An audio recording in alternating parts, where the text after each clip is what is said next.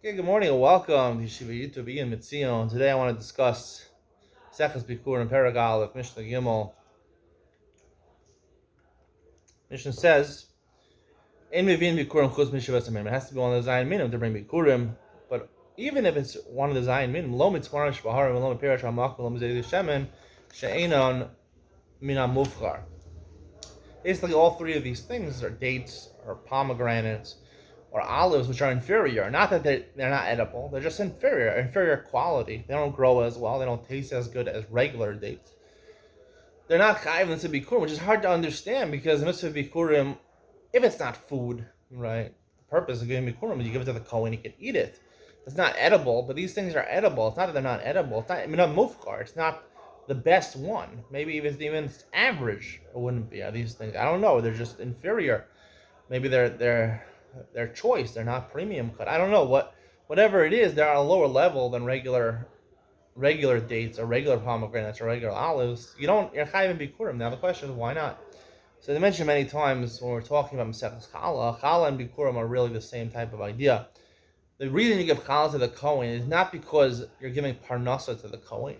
The kohen is called shlucha derachmana. Kohen, the Gemara discusses, is a kohen called shluchei didan. He's a shliach of ours, of the people, or he's a shliach of Hashem. It's really not a machlokes. Tosfos has explained. Sometimes they're considered our shluchim. Sometimes they're considered a shluchim of Hashem. I think the real answer what Tosfos is saying is that the point of kohanim a lot of times is to act as the emissaries of Hashem. Sometimes we have to hire them out to bring something to Hashem. Sometimes we just give it to the Kohen, and the Kohen represents Hashem. It depends, a matter of perspective. It depends on the halacha, whether we view them as shluchei dar, shluchei rachmana, but it's the same idea, basically, the representative of Hashem. When you're bikurim, just like b'chor adam, b'chor behema, we talked about, it's thanksgiving to Hashem. Hashem mechala also, reishis isosecha. When you have you have a big batch of dough, it's a big amount that you're making. You give thanks to Hashem because He's giving you this, elevated species of chad meishas minim that you're able to make into bread. So you want to give the first to Hashem, the bikurim. You give thanks to Hashem.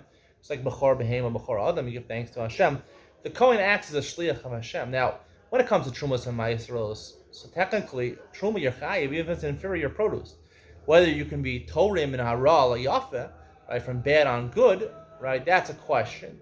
Clearly you're not, but the evid it works minaral yafa, because at the end of the day, truma is you're giving parnasa to the kohen. It's like a tax, a welfare tax to make sure the kohanim have what to eat. Challah and bikurim, that's not the idea. Challah and bikurim, the kohanim are acting as representatives of Hashem, and when you give inferior produce to Hashem, it's like the Gemara says in Sukkah and Daf Lamed or you shouldn't give inferior things to Hashem. Los hagazol, los hapiseach. To bring an animal, which explains the idea of mitzvah ba'avera. You shouldn't give something which is stolen as a korban to Hashem. You shouldn't give an animal which is lame as a korban to Hashem. When you're giving thanksgiving to Hashem, you should have to give it like Cain and Hevel.